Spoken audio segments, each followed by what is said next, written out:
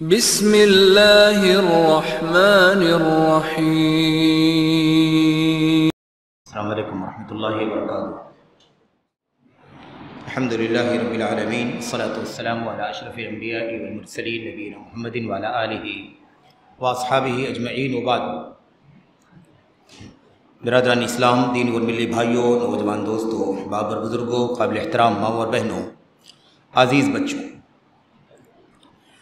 عقیدہ و سنت سے متعلق سلف صالحین کے اقوال، اس عنوان سے اللہ تبارک و تعالیٰ کے فضل و کرم سے، اس کی توفیق سے جو سلسلہ، مبارک سلسلہ پچھلے بہت سارے ہفتوں سے، مہینوں سے جاری ہے، اس سلسلے کی ہم لوگوں نے 11 فصلوں پر مشتمل بہت ساری باتوں کو پڑھا ہے، سنا ہے، سمجھا ہے، اور انشاءاللہ تبارک و تعالیٰ یہ ساری باتیں ہماری اور آپ کی زندگی میں بے انتہا نفع بخش۔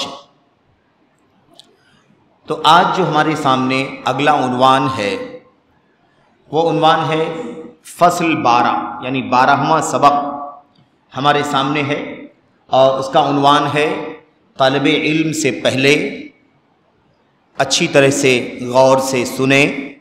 یہ باتیں بے انتہا اہم ہیں، قیمتی ہیں، ہر دور میں، ہر زمانے میں، اور اس دور میں، فی زمانہ، ہمارے اس دور میں، زمانے میں جو کچھ حالات ہیں، ان حالات میں یہ باتیں خصوصیت کے ساتھ بہت زیادہ اہمیت کی باتیں ہیں۔ تو عنوان کیا ہے سبق کا؟ طالب علم سے پہلے۔ ہم نے اس سے پہلے کیا پڑھا ہے؟ علم اور علماء کا مقام، ان کا اہتمام وغیرہ۔ اب یہاں پر یہ ہے کہ طالب علم سے پہلے، علم حاصل کرنے سے پہلے اچھے عالم کا انتخاب کرنا، اچھے عالم کا انتخاب، اس کا ادب و احترام بجا لانا۔ سب سے پہلی بات کیا ہے؟ علم حاصل کرنے سے پہلے اچھے عالم کا انتخاب کرنا۔ دوسری بات، اس اچھے عالم کا ادب و احترام بجا لانا۔ تیسری چیز، اس کے اخلاق و کردار کو نمونہ بنانا، اس کے اخلاق، اس کا رویہ، اس کا رہن سہن، اس کی بول چال، اس کا چلنا پھرنا، اس کا بیہیویئر، اس کا تعامل، اس کی زبان، اس کا کردار، ساری چیزیں کیا ہیں؟ اخلاق۔ تو 3 باتیں ہیں۔ علم حاصل کرنے سے پہلے کیا کرنا ہے؟ اچھے عالم کا انتخاب کرنا ہے۔ دوسری چیز، اس اچھے عالم کا ادب و احترام کرنا ہے۔ تیسری چیز، علم کے ساتھ ساتھ اس کے ادب اور اس کے اخلاق کو بھی کیا کرنا ہے؟ اپنی زندگی میں آئیڈیل، اسوہ اور نمونہ بنانا ہے۔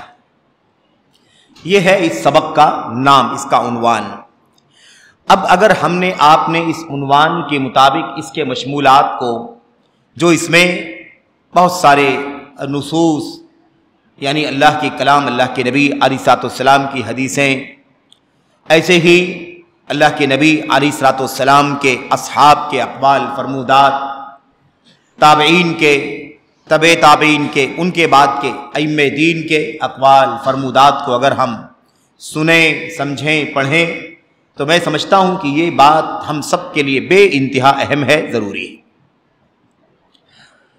تو میرے بھائیوں، آئیے 2-4 منٹوں میں اس سبق کو تھوڑا سا کھول کر کے سمجھ لیں، پھر اس کے بعد دلائل اور اقوال اور فرمودات کو پڑھیں اور سمجھیں۔ سب سے پہلی بات یہ کہ طالب علم سے پہلے اچھے عالم کا انتخاب کرنا۔ علم حاصل کرنے سے پہلے عالم کا انتخاب نہیں، اچھے عالم کا انتخاب کرنا ہے۔ اب یہ امت کا المیہ ہے کہ امت علم حاصل کرنے کے لیے عالم ہی کا انتخاب نہ کرے، اچھا تو دور کی بات۔ تو یہ سلف صالحین کا منہج نہیں۔ سلف صالحین کا منہج کیا ہے؟ عقیدے میں اور سنت میں صحابہ، تابعین، تبع تابعین کے اقوال، ان کے فرمودات اور ان کا منہج کیا ہے، اور اس کی ساری تفصیلات آ رہی ہیں آگے۔ تو پہلی بات یہی ہے کہ علم حاصل کرنے سے پہلے اچھے عالم۔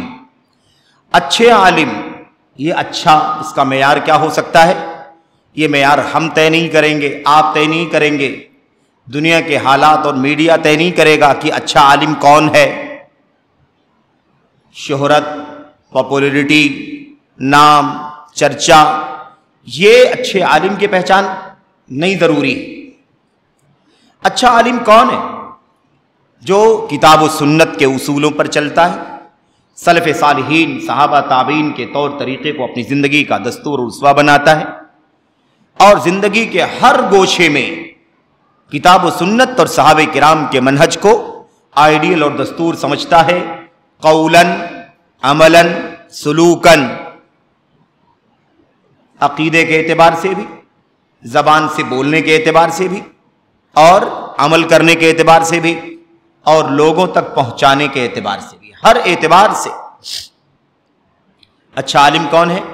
قول عمل دونوں اعتبار سے، قول عمل اعتقاد سلوک ہر اعتبار سے کتاب سنت صحابہ تابعین کے نقش قدم پر چلنے والا، یہ ہے اچھا عالم۔ اب اچھے عالم کا مطلب یہ نہیں ہے کہ اس کا پریزنٹیشن بہت زیادہ اچھا ہے، اچھے عالم کا مطلب یہ بھی نہیں ہے کہ اس کا مٹیریل اور اس کا مضمون جو سامنے ہے وہ تو معتبر نہیں ہے، یا معتبر ہے غیر معتبر ہے، اس سے بحث نہ کرے کوئی آدمی، صرف یہ دیکھے کہ بہت اچھی طرح سے بولتا ہے، بہت اچھی طرح سے پریزنٹ کرتا ہے، اس کی شکل و صورت بہت خوبصورت ہے۔ آج کل میڈیا کے دور میں اسکرینوں کے سامنے انسان آتا ہے تو شکل و صورت سنوارنے اور سنوروانے کا مسئلہ بھی بہت زیادہ آگے بڑھ چکا ہے۔ آج کل اچھے کا مطلب یہ بھی ہوتا ہے کہ کتنا اچھا میرے بھائیوں میک اپ ہوا ہے، کتنا اچھا، کتنی اچھی شکل و صورت ہے، تراش خراش یہ دیکھا جاتا ہے۔ میرے بھائیوں اس کا کوئی معیار نہیں۔ آپ کا چہرہ کتنا اچھا ہے، آپ کا لباس کتنا معیاری ہے، آپ کس حلیے میں ہیں، اس سے بحث نہیں ہے۔ اصل یہ ہے کہ وہ سلیقہ مند ہو، کتاب سنت اور سلف امت کی سیرت کے مطابق اسلامی لباس ہو، مہذب لباس، شرفاء کا لباس، اہل علم کا زئی ہو، اہل علم کی میرے بھائیوں کا لباس جو ہوتا ہے وہ لباس ہو، یہ کافی ہے۔ کوئی ضروری نہیں ہے کہ آپ اپنے چہرے کی صفائی کے لیے بلا وجہ کا تکلف کریں اور آپ جائیں وہ سب کچھ کام کریں، یا آپ کے ساتھ وہ سب کچھ کام کیا جائے جو فلمی دنیا میں کام کرنے والوں کے چہروں کے ساتھ کیا جاتا ہے، خواہ وہ مرد ہوں یا عورتیں ہوں۔ یہ اچھے کا معیار نہیں ہے میرے بھائی۔ اصل تو مضمون دیکھا جائے، مضمون کیا ہے؟ وہ کتاب کا، سنت کا، صحابہ کا، تابعین کا مضمون ہے، یا پھر کوئی الگ فکر ہے، الگ رخ ہے، الگ نظریہ ہے؟ میرے بھائیو یہ ساری چیزیں بہت بنیادی ہیں۔ تو اچھے عالم کا انتخاب، اچھا جو اپنے ایمان، عقیدے، منہج، سلوک، اخلاق، کردار، عمل اس اعتبار سے کیا ہو؟ اچھا ہو، اچھے عالم کا انتخاب کرنا۔ یہ باتیں آگے آ رہی ہیں کہ امت کے علماء علم کے اعتبار سے بھی بہت بلند پایا ہوا کرتے تھے، اور ان کا اخلاق، ان کا کردار، ان کا رہن سہن، ان کا تعامل، ان کا بیہیویئر ایسا ہوتا تھا کہ اس سے متاثر ہو کر کے دوست نہیں دشمن بھی ان کے قدموں میں آ جایا کرتے۔ یہ کتنے سارے واقعات ہیں میرے بھائی۔ کیا سلف قدامى اور کیا سلف متاخرین جو سنت کے اور سلفیت کے علماء ہیں وہ اس میں اپنی مثال آپ رکھتے ہیں۔ یہ اللہ تبارک و تعالیٰ کا فضل ہے کہ جن کو اللہ تبارک و تعالیٰ نے صحیح ایمان و عقیدے سے مالا مال فرمایا ہے، صحیح منہج کی توفیق عطا فرمائی ہے، وہ اپنے علم، عمل، اخلاق، کردار ہر اعتبار سے بلند ہیں۔ دوسری چیز اس کا ادب و احترام بجا لانا۔ کس کا ادب و احترام؟ جس کی بات چل رہی ہے وہ عالم جو اچھا عالم ہے۔ اچھے عالم کتاب و سنت کے معیار کے مطابق اچھے عالم کا ادب کرنا، احترام کرنا۔ آج پیمانے بدل گئے، علماء کا احترام کم ہو گیا، غیر علماء کا احترام زیادہ، علماء کا احترام غیر علماء کا احترام زیادہ ہو گیا۔ بہت کچھ تبدیلیاں نظر آ رہی ہیں۔ اس لیے ہونا یہ چاہیے کہ علم کا احترام ہے، علماء کا احترام ہے، اور یہ دراصل وارثین نبوت ہیں، اور کوئی وجہ نہیں ہے ان کے ادب کے احترام کی، کوئی اور وجہ نہیں ہے۔ بنیادی وجہ یہ ہے کہ وہ علم نبوت کے وارث ہیں، کتاب کے، سنت کے وارث ہیں۔ انہوں نے وہ اللہ کا کلام، اللہ کے نبی علیہ الصلوۃ والسلام کا فرمان، حضرات صحابہ کرام کی سیرت کو انہوں نے پڑھا، سمجھا، گہرا علم حاصل کیا، اس کے مطابق عمل کیا، اور اسے اللہ کے بندوں تک پوری امانت داری، دیانتداری کے ذات پہنچانے کے لیے جو کچھ بھی اسباب ہیں، وسائل ہیں، ان کا جائز استعمال کیا. یہ ہے اصل میں وراثت وحی الہی کے وارثین. نبوت کے بعد اب یہ سلسلہ جب بند ہو گیا، آخری نبی محمد الرسول اللہ صلی اللہ علیہ وسلم پر یہ سلسلہ تمام ہو گیا، تو اب امت کے سچے علماء وارث ہیں نبی کریم صلی اللہ علیہ وسلم کی. ان کا ادب کرنا، ان کا احترام بجا لانا، ان کے اخلاق کو نمونہ بنانا. علم کی بات تو ہو گئی، علم کے ساتھ ساتھ کیا ہونا چاہیے؟ اخلاق بھی ہونا چاہیے، تعامل بھی اچھا ہونا چاہیے، زبان اچھی ہو، سلوک اچھا ہو، بیہیویئر اچھا ہو، رہن سہن اچھا ہو. میرے بھائیوں، یہ ہے اصل میں امت کے علماء کے سلسلے میں ہماری اور آپ کی ذمہ داری. اگر ہم علم حاصل کرنا چاہتے ہیں تو کن سے علم حاصل کریں؟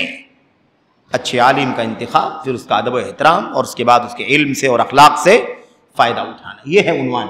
اس کے بعد ہمارے سامنے جو پہلا اس سلسلے میں قول ہے، اثر ہے، حدیث ہے، وہ کیا ہے؟ نبی کریم صلی اللہ علیہ وسلم کی معروف حدیث ہے، جسے مسند احمد میں امام احمد بن حنبل نے اور امام حاکم نے اور دیگر علماء نے اپنی کتابوں میں نقل فرمایا ہے. وہ روایت کیا ہے؟ اللہ کے نبی علیہ السلام فرماتے ہیں، لیس منا من لم یرحم صغیرنا ویوقر کبیرنا ویعرف لعالمنا حقہ. 3 جملے زبان نبوت سے نکلے ہوئے کس قدر عظیم الشان ہیں، کس قدر قیمتی ہیں. میرے بھائیوں، لیس منا اے لیس من ہدینا ولیس من طریقتنا، ہمارے طریقے پر وہ آدمی نہیں ہے، ہماری راہ پر وہ آدمی نہیں ہے. من لم یرحم صغیرنا، جو ہمارے چھوٹوں پر شفقت نہ کرے، رحم نہ کرے، شفقت نہ کرے. ویوقر کبیرنا، اور ہمارے بڑے کا ادب احترام نہ کرے، ہمارے بڑے کا ادب نہ کرے، احترام نہ کرے، ان کی توقیر نہ کرے. وَيَعْرِفْ لِعَالِمِنَا حَقَّهُ، اور ہمارے عالم کا حق نہ پہچانے، ہمارے عالم کا حق نہ پہچانے. آج علماء غیر علماء کو برابر کر دیا جا رہا ہے، اور یہی نہیں بلکہ بہت سارے لوگ تو ایسے بھی ہیں. اللہ تبارک و تعالیٰ سب لوگوں کو، سبوں کو نیک توفیق عطا فرمائے. یہ لوگ سمجھتے ہیں، کہتے ہیں علماء کا کام بہت پرانا ہو گیا، سب فرسودہ ہے، دقیانوسی ہے، پچھڑا پن ہے، کچھ نیا نہیں ہے علماء کے یہاں. علماء وہی پرانی آیتیں، حدیثیں، وہی آیتوں کے ترجمے، حدیثوں کے ترجمے، وہی صحابہ، وہی تابعین، گھوم گھوم کر کے وہی باتیں بیان کرتے ہیں. علماء کی تقریروں میں، ان کے دروس میں کیا ہے؟ کچھ نیا پن نہیں، اس کے اندر کچھ نیا نہیں ہے، سب گھسا پیٹا ہے. اس طرح کی باتیں کرتے ہیں، اور اسی لیے ان کی نظروں میں علماء کا ادب نہیں، علماء کا احترام نہیں، علماء کی تنقیص، توہین. میرے بھائیوں، اور ادب احترام کس کا ہے؟ ادب احترام ان لوگوں کا ہے جن کے پاس نیا ہے، جن کے پاس نئی نئی باتیں، ایڈوانس باتیں ہیں. میرے بھائیوں، دین میں جتنا نئے ایک طرف جاؤ گے اتنا زیادہ گمراہیوں میں اور فسادات میں، انحرافات میں الجھنے کا خطرہ ہوگا. دین میں جتنا ہم پیچھے جائیں گے اتنا اصل دین پر قائم رہیں گے، اور یہی معنی ہے سلفیت کا. دین میں پیچھے جاؤ. اللہ کے کلام، اللہ کے نبی کے فرمان، صحابہ کرام نے کیسے زندگی گزاری، ان کے ہاں علم کا معیار کیا تھا، عمل کا معیار کیا تھا، ان کا عقیدہ کیسا تھا، جیسا عقیدہ ویسا ہمارا عقیدہ، جیسا عمل ویسا ہمارا عمل، جیسا ان کا سلوک ویسے ہمارا سلوک. ہر زندگی کے ہر گوشے میں صحابہ، تابعین، تبع تابعین کے نقش قدم کی تلاش کرنی ہے کہ کیسے وہ نبی کریم صلی اللہ علیہ وسلم کی سیرت کو اپنی زندگی میں ڈھالے ہوئے تھے. اس طرح سے ہمیں بھی کیا کرنا ہے؟ ہمیں بھی اسی راہ پر چلنا ہے. تو جتنا ہم ماضی کی طرف جائیں گے، سلف کی طرف، اتنا زیادہ ہمارے پاس سچا دین، خالص دین، ایکچول ریئل دین رہے گا. اور جتنا ہم آگے کی طرف جائیں گے، فرقے، انحرافات، تولیاں، گروہ، احزاب، افکار، نظریات، الگ الگ آپ کو صبح شام دیکھنے کو، سننے کے ملیں گے. اسی لیے اللہ کے نبی علیہ الصلوۃ والسلام نے قیامت تک آنے والے اپنی تمام امتیوں کے لیے یہ بات بیان فرما دی تھی. صحابہ کرام نے پوچھا تھا، جب اللہ کے نبی نے فرمایا انہا ستکون فتنہ، لوگوں، ساتھیوں، آگے فتنے آئیں گے، فتنے آئیں گے. اور اللہ کے نبی نے فرمایا تھا اب دنیا میں امتحان، آزمائش، بلا اور فتنے کے علاوہ کچھ باقی نہیں بچا ہے. لم یبق من الدنیا इल्ला बलाउन व फितना, दुनिया में बला मुसीबत और फितने के सिवा कुछ बाकी नहीं बचा है। तो अल्लाह के नबी ने फरमाया था फितने आएंगे तुम्हारे सामने। साहबा ने पूछा अल्लाह के नबी किस बात का हुक्म देते हैं, आप हमें किस बात का हुक्म देते हैं, फितनों के हालात में हमें क्या करना चाहिए? तो अल्लाह के नबी अलैहिस्सलाम ने फरमाया था तरजिऊना इला अम्रिकुमुल अव्वल, तुम अपने पहले वाले रास्ते की तरफ पलट जाना, अपनी पहली राह पर पलट जाना, अपने स्टार्ट के मिशन पर पलट जाना, जो मिशन तुम्हें अल्लाह के नबी अलैहिस्सलाम के ज़माने में, सहाबे किराम के ज़माने में मिला था, उसी की तरफ तुम लौट जाना। सहाबे किराम के यहाँ, सलफ के यहाँ ये कौल हमारे सामने आ चुका है, अलैकुम बिल अम्रिल अतीक, तुम्हारे ऊपर लाजिम है कि पुराना वाला रास्ता पकड़ लेना, पुराना वाला रास्ता, नया वाला रास्ता नहीं। इस नए वाले रास्ते के झमेले से बचने के लिए, नए वाले रास्ते में, रास्तों में खो जाने से बचने के लिए पुराने वाले रास्ते को लाजिम पकड़ लेना। वहाँ नजात है, वहाँ आफियत है, वहाँ खैर है, वहाँ बशारत है, वहाँ अल्लाह तबारक व तआला की तरफ से, अल्लाह के फज़्ल व करम से हर तरह के फितनों से बचने की हिफाजत की ज़मानत। तो ये है, क्या कहा, वयअरिफ लिआलिमीना हक़्क़हु, हमारे आलिम का हक पहचाने, आलिम का हक पहचाने। हमारे उलमा का क्या हक है, हमारे आलिम का क्या हक है। इससे पहले भी गालिबन आपके सामने ये बात जिक्र की गई है कि सऊदी अरब के एक चोटी के आलिम, सलफ़ी आलिम, सुन्नत के आलिम, जो जामिअतुल इमाम मोहम्मद बिन सऊद अल इस्लामिया रियाज़ के प्रोफेसर हैं, उस्ताद हैं, उनकी एक बहुत ही अज़ीमुश्शान किताब, और उनका नाम है फ़ज़ीलतुश शेख डॉक्टर अब्दुर्रहमान बिन मुअल्ला अल-लुवैहिक़ हाफ़िज़हुल्लाह, अभी बाहयात हैं अल्हम्दुलिल्लाह, और अपनी हर तरह की तालीमी तरबियती सरगर्मियाँ जारी रखे हुए हैं। मेरे भाइयों, उनकी किताब है क़वाइद फ़ी तामुल मअल उलमा, क़वाइद फ़ी तामुल मअल उलमा, उलमा के साथ बिहेवियर करने के ज़ाब्ते, उलमा के साथ आपका हमारा रहन सहन कैसा होना चाहिए, उलमा के साथ कैसा हम बूदो बाच रखें, उलमा के साथ हमारा बिहेवियर कैसा हो, उठना बैठना कैसा हो, उनके साथ हमारी बातचीत का तरीक़ा कैसा हो, उनके सामने उठने का बैठने का तरीक़ा क्या हो, उनकी शागिर्दी का, उनके बारे में हमारा नज़रिया क्या होना चाहिए। हम उनके बारे में कोई बात सुने तो हमें उस बात को सुन करके क्या रास्ता अख्तियार करना चाहिए, उनका अदब कैसा हो, उनका एहतराम कैसा हो। उन उलमा में अगर इख्तिलाफ हो जाए तो इख्तिलाफ के माहौल में हमारी क्या जिम्मेदारी बनती है, उनसे कोई गलती हो जाए तो उसके बारे में हमारी क्या जिम्मेदारी बनती है। मिसाल के तौर पर ये सारे पहलू हैं क़वाइद फ़ी तामुल मअल उलमा, उलमा के साथ तामुल के क़वाइद, उलमा के साथ बिहेवियर के क़वाइद, कैसा तामुल करें। अल्लाह के फज़्ल व करम से, उसकी तौफीक से इस किताब का उर्दू तर्जमा सूबाई जमीयत अहले हदीस मुंबई से शाये हो चुका है उलमा के हुकूक के नाम से। उलमा के हुकूक, यहाँ अल्लाह के नबी अलैहिस्सलाम ने क्या फरमाया था, लैसा मिन्ना मन लम यरहम सगीरना व युवक्किर कबीरना व यारिफ लिआलिमीना हक़्क़हु, जो हमारे छोटों पर शफ़क़त न करे, हमारे बड़ों का अदब व एहतराम न करे, और हमारे आलिम का हक़ न पहचाने। तो अल्लाह के नबी की सुन्नत में आलिम का हक़ बताया जा रहा है कि नहीं, कि आलिम का हक़ क्या है। आलिम है, आलिम का हक़ है, और हक़ आलिम का है, जाहिल का। किसका हक़? आलिम का हक़। तो उलमा के हुकूक क्या हैं अल्लाह के कलाम की आयात में, अल्लाह के नबी अलैहिस्सलाम की हदीसों में। अल्हम्दुलिल्लाह सलफ़े सालिहीन, सहाबा ताबईन की सीरत में अल्हम्दुलिल्लाह एक बहुत ही कीमती इल्मी मजमुआ ये किताब अल्हम्दुलिल्लाह अपने अंदर रखती है। बहुत सारी उसूली बातों के बाद, बहुत सारी उसूली बातों के बाद अल्हम्दुलिल्लाह किताब व सुन्नत के सलफ़े उम्मत के दलाइल की रोशनी में 15 हुकूक उलमाए किराम के बयान किए गए हैं, और बहुत कीमती किताब है, अहम किताब है। इस किताब को जब शेख अब्दुल अजीज़ बिन अब्दुल्ला बिन बाज़ रहमतुल्लाह अलैह ने, जो सऊदी अरब के मुफ्ती आम थे और पूरी दुनिया में सुन्नत के सलफ़ियत के एक इमाम और आलिम माने जाते थे, उनके सामने ये किताब आई और उनको पढ़ करके सुनाया गया, तो उन्होंने कहा मैं सारे मुसलमानों को इस किताब के पढ़ने की वसीयत करता हूँ, इस किताब के पढ़ने की वसीयत करता हूँ। इस किताब को पढ़ो, क्योंकि इस किताब के अंदर इतनी अजीम शान बातें इकट्ठा कर दी गई हैं कि शायद इतनी सारी बातें हमें पढ़ने के लिए बहुत सारी किताबों को ढूंढना और उसके सफ़हात की ورق گردانی کرنا اور بہت محنت کرنا پڑے تب بھی ہمیں شاید یہ علم کا مجموعہ ایک ساتھ میں نہیں مل سکتا ہے. اس لیے بہرحال یہاں یہ بات جہاں اللہ کے نبی نے فرمایا تھا وَيَعْرِفْ لِعَالِمِنَا حَقَّهُ، ہمارے عالم کا حق، تو پتہ یہ چلا کہ عالم کا حق ہے، علماء کا حق ہے ان علماء کے حقوق کو جاننا اور اس کو پہچاننا اور اس کے مطابق عمل کرنا ہماری اور آپ کی ذمہ داری ہے. اپنے علماء کو پہچانے، ان کے حقوق کو پہچانے. تو دیکھا آپ نے کیا بتایا، سب سے پہلے اچھے عالم کا انتخاب کرنا، یہ عنوان تھا، اور اس کا ادب و احترام بجا لانا، اس کے اخلاق کو نمونہ بنانا. آ گیا نا علماء کرام کے ادب و احترام کی بات آ گئی.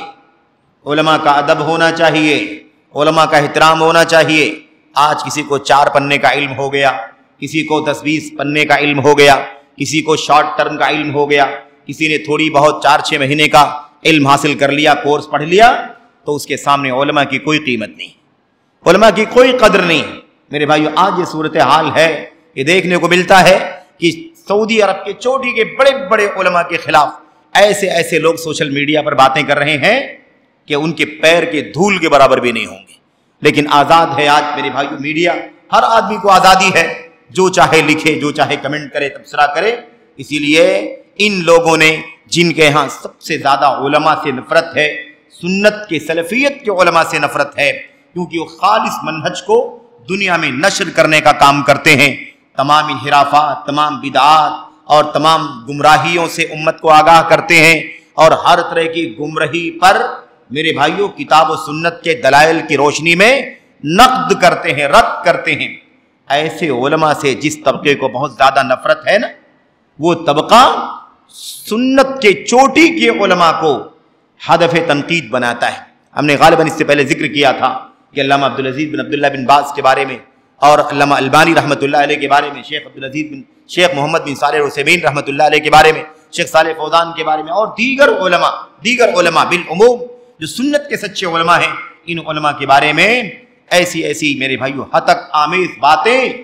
یہ علماء کچھ نہیں جانتے، یہ علماء حیض کے علماء ہیں، یہ علماء نفاس کے علماء ہیں، یہ علماء تیمم کے مسائل کے علاوہ کچھ نہیں جانتے، یہ علماء وضو کے مسائل بتائیں بس، ان کے پاس اس کے سوا کچھ نہیں. اس طرح نقص تنقیص کرنے والے، توہین کرنے والی باتیں. اور وہ لوگ جن کا تعلق علم سے نہیں ہے، یا جن کے ہاں علم کی معمولی سی میرے بھائیوں معمولی سا شغف کسی کے ہاں ہو، لیکن وہ دنیا دار ہو، شہرت پسند ہو، اور جذباتی باتیں کرے، تحریکیت کی باتیں کرے، نوجوانوں کو ورغلائے، نوجوانوں کو بہکائے اور انہیں اکسائے بھڑکائے، علماء کے خلاف، مسلمانوں کے خلاف، مسلمانوں کے حکمرانوں کے خلاف اکسائے بھڑکائے، وہ ان کے ہاں سب سے بڑا مجاہد مانا جاتا ہے، سب سے بڑا بہادر. یہ صورتحال ہے. تو ادب احترام کس کا ہے؟ جو سچے سنت کے سلفیت کے علماء ہیں، وہ علم، وہ ادب و احترام کے مالک کے لائق ہیں، قابل ہیں میرے بھائی. لیکن آج معیار دنیا میں میڈیا کے ان حالات نے معیار بدل دیے، اور پھر اس کے بعد لوگوں کے اپنے اپنے اہداف ہیں، لوگوں کے اپنے اپنے مقاصد ہیں. کوئی سیاست کے پیچھے بھاگتا ہے، کوئی مادے کے پیچھے بھاگتا ہے، کوئی شہرت کے پیچھے بھاگتا ہے. اور یہ بہت ساری تفصیلات کا میرے بھائیوں کہہ لیجئے کہ عنوان ہے جو میں آپ کے سامنے ذکر کر رہا ہوں. کہ آج حالت یہی ہو گئی ہے کہ لوگوں نے دین کو سیاست بنا رکھا ہے، اور ہر چیز کو سیاست کی نظر سے، مادے کی نظر سے. اور میرے بھائیوں جو کچھ دنیا کا معیار ہے، دنیا والوں کا معیار ہے، اسی معیار پر لوگ دین کو بھی لانے کی کوشش کرتے ہیں، اور اسی کے لیے ساری طاقت اور قوت صرف کرتے ہیں. الا من رحم اللہ، ورنہ صورتحال بگڑتی جا رہی. عمر بن خطاب رضی اللہ تعالیٰ عنہ کا، عمر بن خطاب ہم سب جانتے ہیں کہ عمر بن خطاب کون ہے. دیکھیں عمر بن خطاب رضی اللہ تعالیٰ عنہ کیا فرماتے ہیں، کہتے ہیں فساد الدین اذا جاء العلم من قبل الصغیر واستعصى عليه الكبیر وصلاح الدین وصلاح الناس اذا جاء العلم من قبل الكبیر وتابعه عليه الصغیر. یہ عمر بن خطاب رضی اللہ تعالیٰ عنہ نے. آپ اس طرح کے اقوال کو پڑھ کر کے حیران ہوں گے کہ آج ہم 1447 میں بیٹھ کر کے اللہ کے نبی علیہ السلام کی ان حدیثوں کو، حضرات صحابہ کرام کی ان اقوال کو، اور تابعین، تبع تابعین اور امت کے سلف کی ان باتوں کو بیٹھ کر کے پڑھ رہے ہیں، آج پڑھ رہے ہیں. لیکن یہ باتیں تو صحابہ کرام نے اپنے زمانے میں کہہ دی تھی. تابعین نے اپنے زمانے میں کہہ دی تھی میرے بھائیوں. اور ان سب سے پہلے، ان دونوں زمانوں سے پہلے اللہ کے نبی محمد رسول اللہ صلی اللہ علیہ وسلم یہ بات کہہ رہے ہیں ہمارے عالم کا جو حق نہ پہچانے اس کا راستہ ہمارا راستہ ایک نہیں ہے، وہ ہمارے راستے پر نہیں ہے. لیس علی طریقتنا ولیس علی سنتنا ولیس علی منہجنا، وہ ہمارے طریقے پر، ہمارے راستے پر نہیں ہے. جو چھوٹوں پر شفقت اور بڑوں کا احترام اور علماء کا حق نہ پہچان. اللہ کے نبی نے فرمایا آخر کیا مسئلہ تھا؟ اس وقت تو اللہ کے نبی کے صحابہ ہی تھے نا، اللہ کے نبی کے سامنے صحابہ کرام ہی تھے. ان صحابہ کا احترام کون نہیں کرتا تھا؟ صحابہ کا احترام صحابہ نہیں کرتے تھے. یہ تو ظاہر سی بات ہے کہ جو اللہ کے نبی علیہ الصلوۃ والسلام کے سامنے تھے وہ صحابہ ہی تھے. صحابہ کے علاوہ اللہ کے نبی کے سامنے کوئی اور نہیں تھا. کیا ایسا کوئی سوچ سکتا ہے کہ ایک صحابی دوسرے صحابی کا احترام نہیں کرتا تھا؟ ایک صاحب علم اور فضل دوسرے کا احترام نہیں کرتا تھا. علماء کا احترام نہیں تھا صحابہ کرام کے درمیان. کوئی سوچ سکتا؟ اللہ اکبر. اس کا بھی تذکرہ آگے آئے گا، اس کا بھی تذکرہ آگے آئے گا. حضرت زید رضی اللہ تعالیٰ عنہ اور حضرت عبداللہ ابن عباس نبی کریم صلی اللہ علیہ وسلم کے چچا زاد بھائی، تذکرہ آئے گا. میں ابھی وہ باتیں ذکر کر کے قبل از وقت نہیں وہ باتیں لانا چاہتا ہوں. وہ باتیں آگے آ رہی ہیں انشاءاللہ تبارک و تعالیٰ کہ کس طرح سے صحابہ ایک دوسرے کے علم کا احترام کیا کرتے تھے، اور وہ احترام کہ آج ہم تصور بھی نہیں کر سکتے، اتنا احترام کرتے تھے. سوال یہ پیدا ہوتا ہے کہ پھر آخر نبی کریم صلی اللہ علیہ وسلم اپنی زبان مبارک سے کس دور کے بارے میں کہہ رہے ہیں کہ ہمارے عالم کا حق نہ پہچانے، ہمارے عالم کا حق نہ پہچانے. میرے بھائیو اندازہ لگاؤ کہ اللہ کے نبی صلی اللہ علیہ وسلم نے وحی الہی کی روشنی میں یہ بات کہی کہ ہمارے عالم کا، اور ہمارے عالم کا کہا. اس کے عالم، ہمارے عالم. یہ نسبت کیسی ہے؟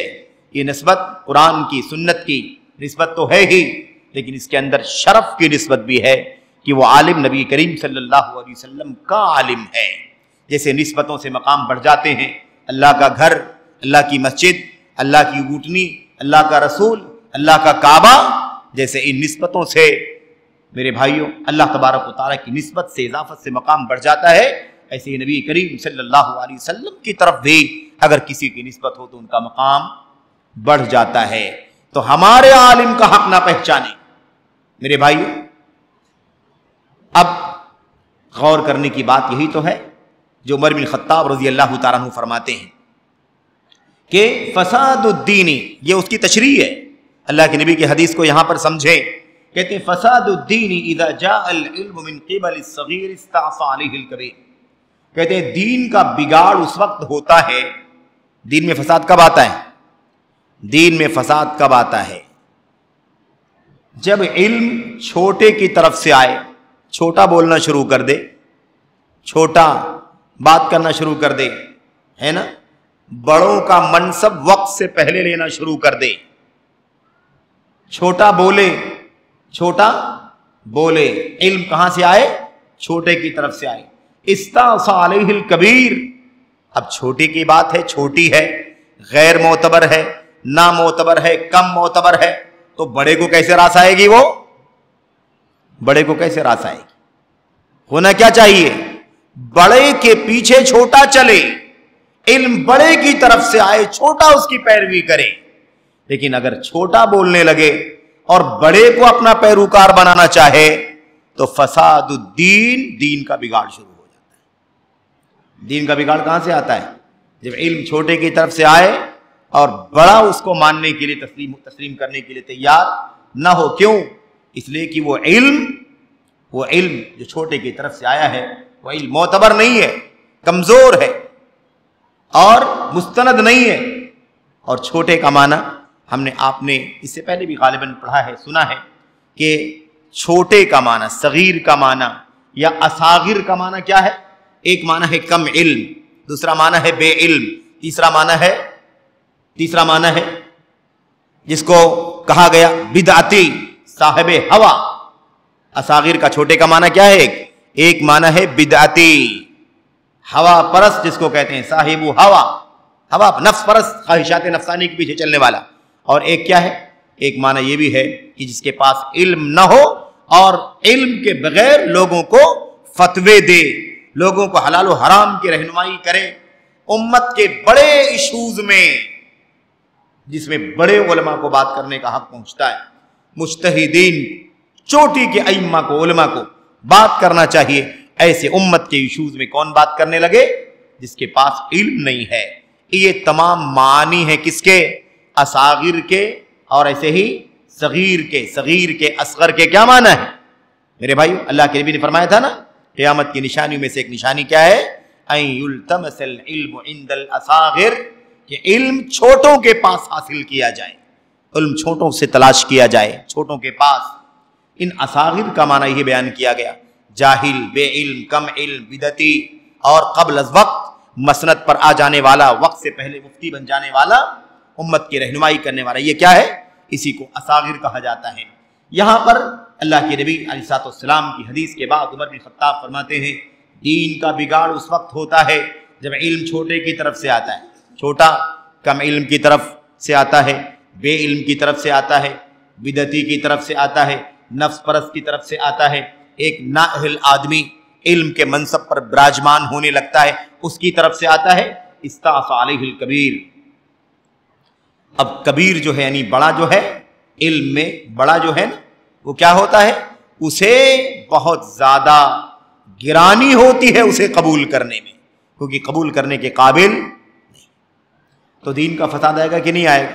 قیادت بڑے کو کرنی چاہیے، چھوٹے کو ماتحتی رکھنی چاہیے. تو چھوٹا آگے آ رہا ہے اور بڑے کو چاہتا ہے میرے پیچھے چلے، تو فساد آئے گا کہ نہیں آئے گا؟ بڑے ہیں تو وہ اپنے علم کے مطابق عمل کریں گے، چھوٹے کی تابعداری نہیں ہوگی، فساد آئے گا. دین کے اندر کیا پیدا ہوگا؟ فساد اور بگاڑ. وصلاح الناس، اور لوگوں کی بھلائی کب ہوتی ہے؟ لوگوں کی بھلائی کب ہوتی ہے؟ اذا جاء العلم من قبل الکبیر، جب علم بڑے کی طرف سے آئے. تابع علیہ الصغیر، اور چھوٹا اس کی پیروی کرے، چھوٹا اس کی متابعت کرے. آپ اندازہ لگائیے کہ یہ بات عمر بن خطاب رضی اللہ تعالیٰ عنہ اپنے زمانے میں کہہ رہے ہیں. عمر بن خطاب کے سامنے ایک ہی طبقہ رہا ہوگا نا، ایک ان کے اپنے ساتھیوں کا طبقہ ہے صحابہ کا، اور اس کے بعد ایک ہی طبقہ ان کے سامنے رہے گا. وہ کون سا ہے؟ تابعین کا طبقہ.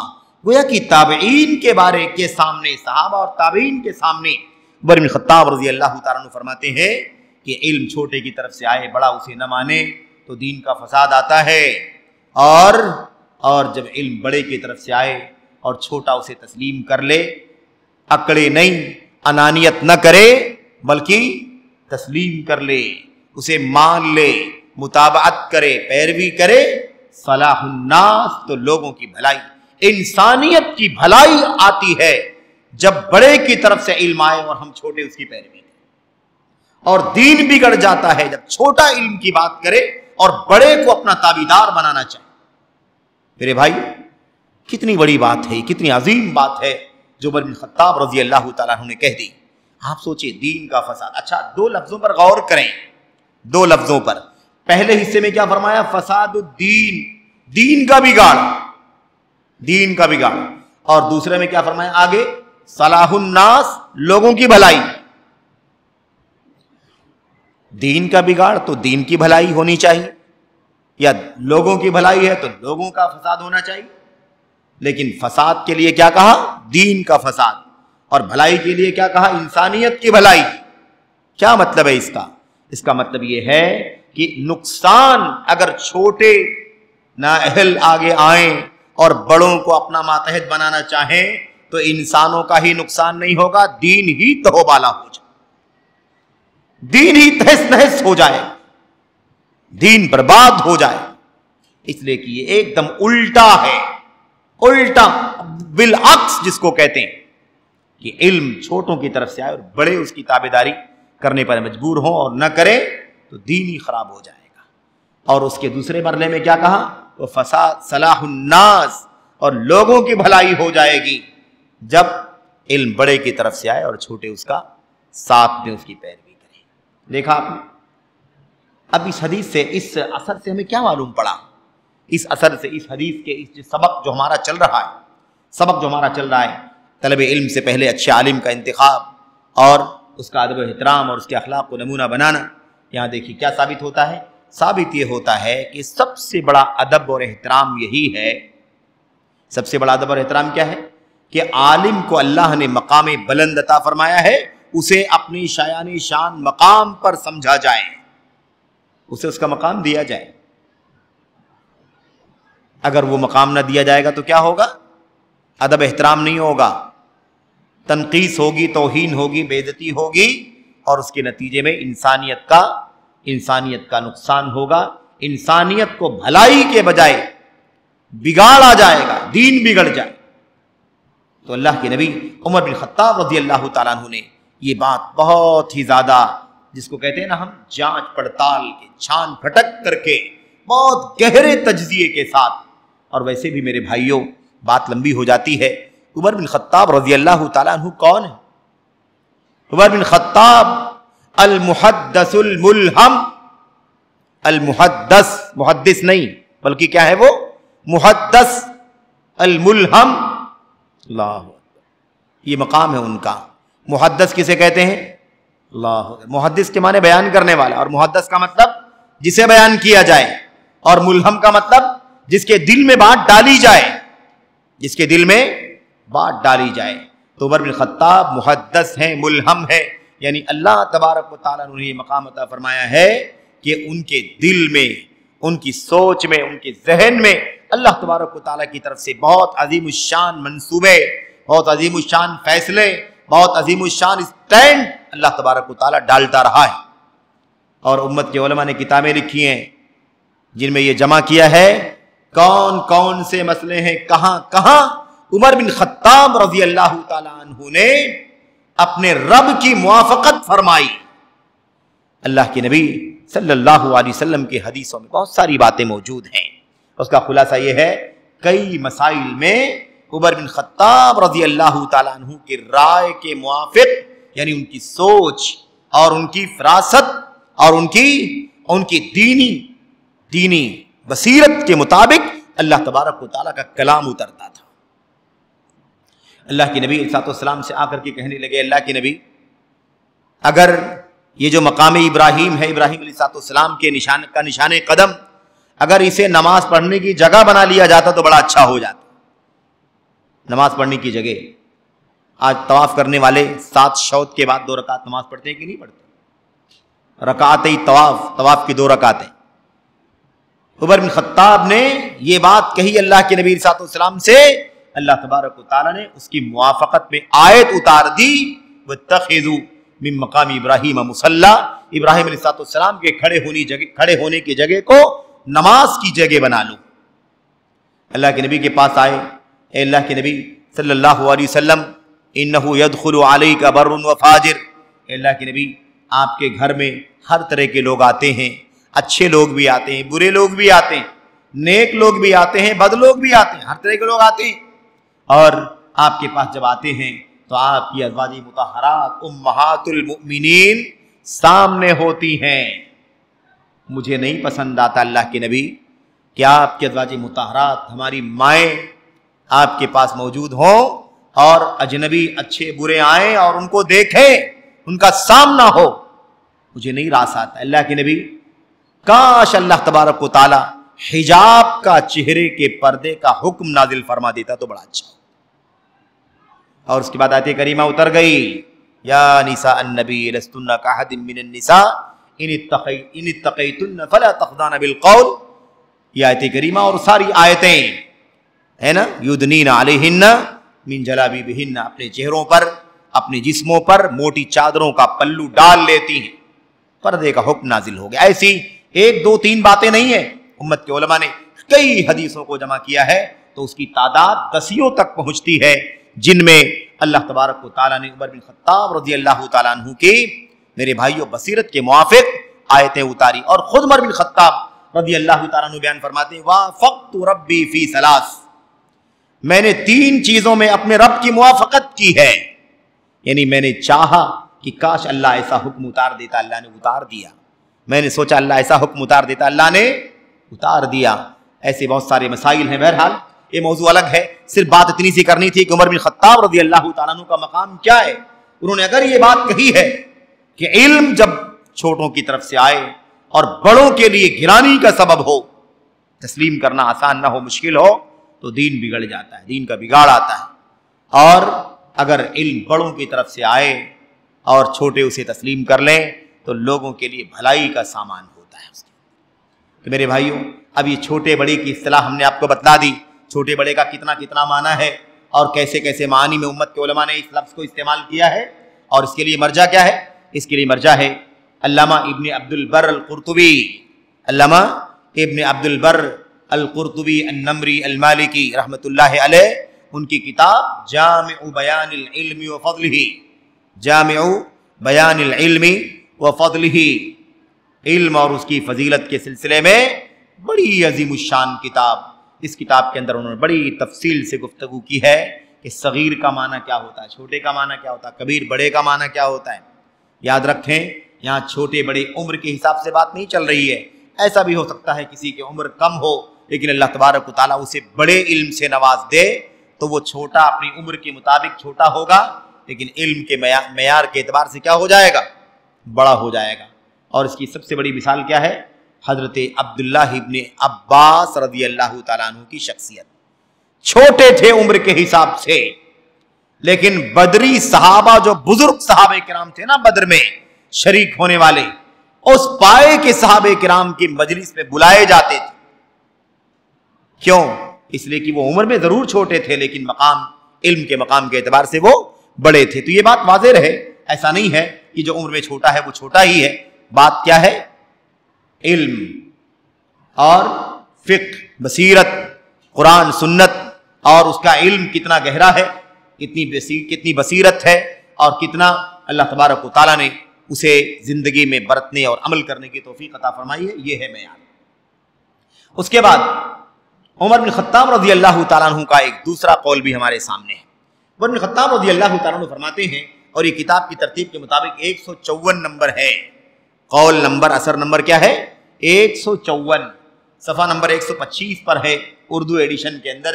عمر بن خطاب رضی اللہ تعالیٰ عنہ فرماتے ہیں، تواضعوا لمن علمکم وتواضعوا لمن تعلمون، تواضعوا لمن علمکم وتواضعوا لمن تعلمون. ابھی حدیث ہم نے پڑھی ہے نا، ابھی حدیث اللہ کے نبی صلی اللہ علیہ وسلم کی شروع میں ہمارے سامنے آئی. اللہ کے نبی نے کیا فرمایا؟ الیس منا من لم یرحم صغیرنا ویوقر کبیرنا، جو ہمارے چھوٹے پر شفقت نہ کرے، ہمارے بڑے کا ادب اور احترام نہ کرے.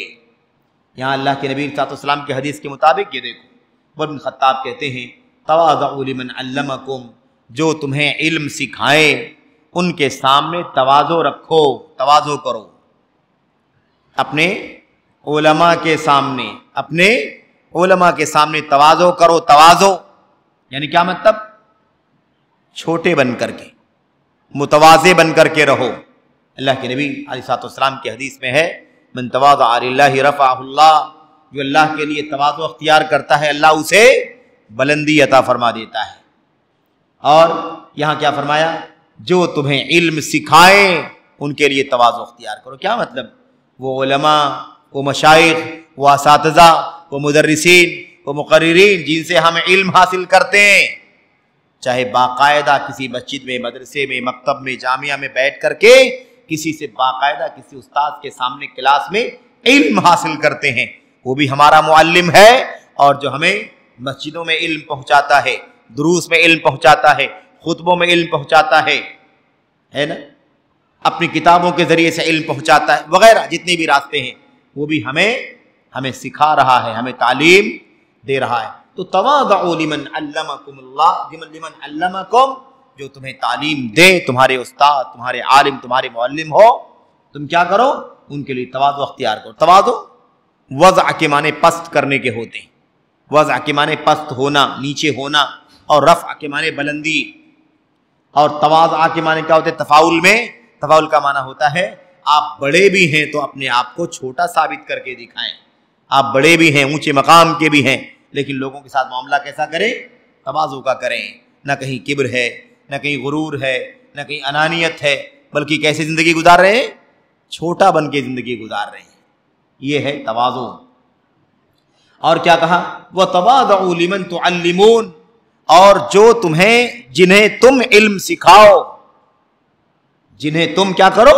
علم سکھاؤ، ان کے سامنے بھی تواضع اختیار کرو. یعنی ایسا نہیں ہے کہ اپنی شاگردان، اپنے طلبہ، اپنے اسٹوڈنٹ کے سامنے آدمی تکبر کے ساتھ، انانیت کے ساتھ، گھمنڈ کے ساتھ اور تعلی کے ساتھ گفتگو کرے.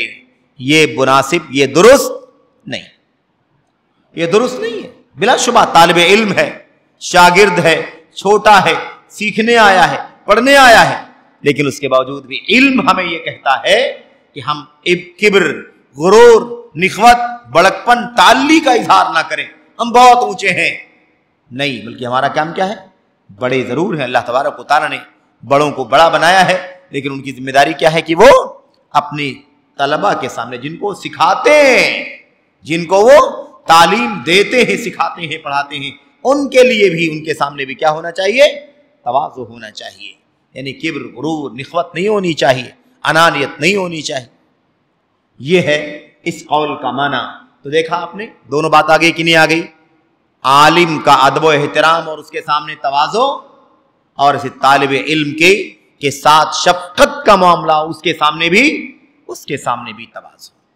یہ ہے اللہ کے نبی صلی اللہ علیہ وسلم کی حدیث کا خلاصہ جو آپ نے فرمایا تھا بڑی صراحت کے ساتھ: من لم یرحم صغیرنا ولم یوقر کبیرنا، جو ہمارے بڑوں پر، ہمارے چھوٹوں پر شفقت نہ کرے، ہمارے بڑوں کا ادب و احترام نہ کرے، لیس منا، تو ہمارے راستے پر نہیں ہے. لیس منا کا معنی کیا ہے؟ ہمارا جو راستہ، اس راستے پر وہ نہیں چل رہا ہے. اس کا معنی یہ نہیں ہے کہ وہ اسلام سے باہر نکل گیا، اس کا معنی یہ نہیں کہ مرتد ہو گیا، کافر ہو گیا. لیس منا، ہم میں سے نہیں ہے. اس کا معنی یہ نہیں ہے کہ اس کا تعلق اسلام سے ہی نہیں ہے، وہ کافر ہو گیا، یہ معنی نہیں ہے. لیس منا، ہم میں سے نہیں ہے. اس کا معنی یہ ہے کہ جو طریقہ ہم نے بتلایا ہے، جو راستہ ہم نے بتلایا ہے، اس راستے پر یہ آدمی نہیں چل رہا ہے، جبکہ اس راستے پر چلنا چاہیے. اس کے بعد عبداللہ بن مسعود رضی اللہ تعالیٰ عنہ کو مشہور قول، جسے ہم اکثر و بیشتر پڑھتے رہتے ہیں، سنتے رہتے ہیں، اور بہت ہی جامع اور بہت ہی زیادہ نچوڑ کا، خلاصے کا قول، اور نتیجہ، انجام، یہ وہ ہمارے اسلاف ہیں، جو امت کا سب سے کریم طبقہ ہے، حضرات صحابہ کرام کا. اور اس میں سے بھی یہ طبقہ کون ہے؟